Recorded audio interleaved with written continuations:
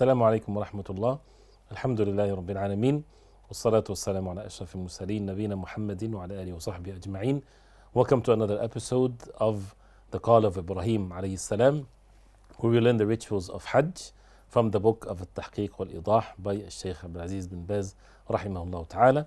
And we were talking about the 10th of the Hijjah. And ideally, again, with the rulings of Hajj, we learn the rulings.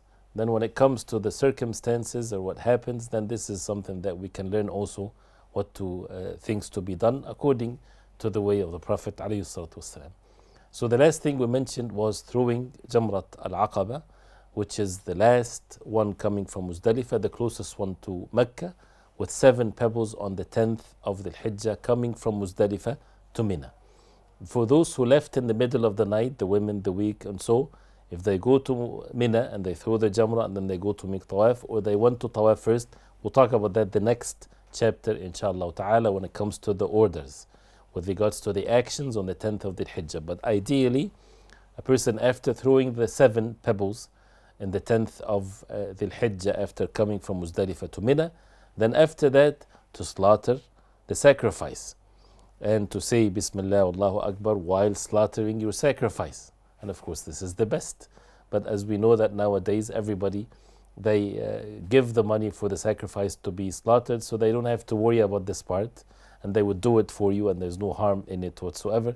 So the Sheikh rahimahullah talks about some of the etiquettes when it comes to slaughtering, and the sunnah is for the camels to be slaughtered while standing, and the left hand of it is to be tied, and for the cows and the goats and sheep is to lay on its side and to face the Qibla and so on. And it's best to eat from it, of course, and to give sadaqah, charity, the rest. This is all, again, if it's feasible, which in many cases people would assign someone else to do it for them, so there's no harm whatsoever. The slaughtering is extended all the way till the sunset of the 3rd day of the days of At-Tashriq. We have the 10th of the Hijjah, and we have the 11th, the 12th, and the 13th. So all the way till before Maghrib on the 13th of the Hijjah, people can slaughter their Hajj, their sacrifice, and it has nothing to do with relieving oneself from an ihram. Do you have to know that your Hajj, that your sacrifice is slaughtered for you to relieve yourself from an ihram? You don't have to. Why is that? Because the other 3 actions in the day of An-Nahr or the 10th of the Hijjah, if 2 is done, then everything becomes permissible, normal clothing and so on and so forth, except having relations with women. If the 3rd one is done, then everything becomes permissible and a person can do what a person not in ihram would do. And these 3 things, not one of them is sacrificing the Hajj or the sacrifice. So again, ideally, after throwing the Jamrah is that you sacrifice, you slaughter the sacrifice. If you don't, then that's fine. You don't have to worry about it. You don't have to wait for a call or a message. You can just proceed with the actions to be done on the 10th of the Hijjah. So the order, ideally, again, after throwing the pebble, and then after that slaughtering the sacrifice, and then after that the Prophet ﷺ shaved his head, and shaving is what's recommended for men, and the Prophet ﷺ made dua 3 times for those who shave their heads, and made dua 1 time for those who shorten their hair. And after that, the Prophet ﷺ went and made tawaf around the Kaaba. He went to Mecca, he made the tawaf. This is one of the pillars of Hajj, to make the tawaf of al-ifada, or called tawaf al-ziyarah. So to make the tawaf 7 times, the same way we talked about the tawaf before, and praying the 2 rak'ah after Maqam Ibrahim, and all of the etiquettes to be observed. And then after that, to make sa'i between As-Safa and Marwa. This is for those who are making Hajj Tamattu'. They made their Umrah and they made Tawaf and Sa'i for Umrah, and they were done with the Umrah, and now they're making Hajj, so that means Tawaf and Sa'i again. For those who are making Hajj Qiran or Hajj Mufrid, which is the other 2 nusuk, the other 2 rituals, if they made the Sa'i in the beginning when they first arrived in Mecca, they don't have to make the Sa'i in the 10th of the Hijjah. They can just make Tawaf and they're done, and they go back to Mina. But if they did not make the Sa'i when they first went to Mecca, they made Tawaf only and not Sa'i. This is for Hajj al-Mufrid and al-Qarin. If they did not do the Sa'i, then they have to make sa'i on the 10th. If they did the sa'i between the Safa and Marwa, then they don't have to do it on the 10th of the Hijjah. But again, so as you see, the difference in actions was besides the Hajj, besides the sacrifice of the Hajj between the Mutamatta' and the other two nusuk is basically a sa'i that is added for the Mutamatta'. So after making the tawaf and the sa'i, then a person would go back. The Prophet ﷺ went back to Mina, because you have to spend the night or half of the night at least in Mina. So to go back to Mina and to be in Mina afterwards and in the days of At-Tashriq is what is the best, and what's the best place for the person of Hajj making is to stay in Mina. If a person say, can I stay in Mecca and pray in the Haram, the Salah is 100,000 times multiplied in rewards. No, what is best is what the Prophet ﷺ did.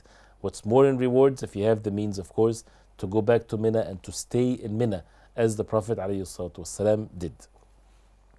So after, if a person does two of these three, so what are the three again? Is throwing the jamrah, shaving, and making tawaf and sa'i. If two are done, then everything is permissible except the relations between husband and wife. If the three are done, everything becomes permissible. And these are again pillars, or the tawaf is a pillar of the Hajj. So afterwards, after the tawaf and the sa'i and so on, then the people will go back to Mina, and as explained with all the different rituals, and with the ifrad and with the Quran, and all of that is according to what Allah subhanahu wa ta'ala stated for the people. What's going to be needed to be mentioned here is when it comes to the best way to do the order as we heard. What if someone did not follow the same order as we heard? There's no harm whatsoever. The best for the person making Hajj is to do these four things in the order that we heard: throwing Jamratul Aqaba, slaughtering the sacrifice, shaving or shortening the head, and shaving is what is best, and then making tawaf and sa'i.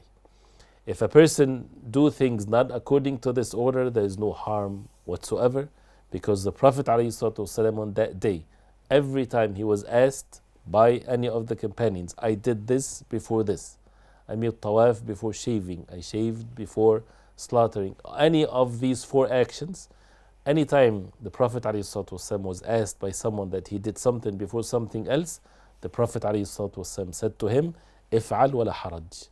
Do so and there's no haraj, there's no sin, there's no unease in the matter is easy. If you have a choice, definitely do it in that particular order. If not, if it's inconvenient, if it's difficult, there's no harm whatsoever. And as mentioned, for those who left in the middle of the night, if you remember, from Muzdalifah, women, children, the weak ones, elder ones, when they go to Mecca, either ideally again, they go through the Jamrah first, Jamratul Aqaba 7, and they would go and they would slaughter or shave and then go to Mecca and so on. But if they, for example, they left Muzdalifah and they find themselves easy, they went to the Haram. They meet Tawaf and Sa'i first, there's no harm. And then after that they can shave or shorten their hair, and then they can go to Mina and throw the Jamrah and stay in Mina. So again, the order here is not mandatory, and especially for those who leave in the middle of the night, whatever is easy for them, there's no harm. But again, whenever is easy, yes, but the best is to follow the orders as we heard. And then people will come back to Mina. What if people are not able to come back to Mina before midnight? There's no harm on them if they were busy trying to come and they're busy doing the tawaf and sa'i. But because spending the half or most of the night in Mina is an obligation, it's one of the wajibat of the Hajj. It's wajib of Hajj to spend most of the night in Mina. So a person should go back then to Mina and to spend the night, and then to stay for these 3 days afterwards is Mina, as the Prophet ﷺ, he said.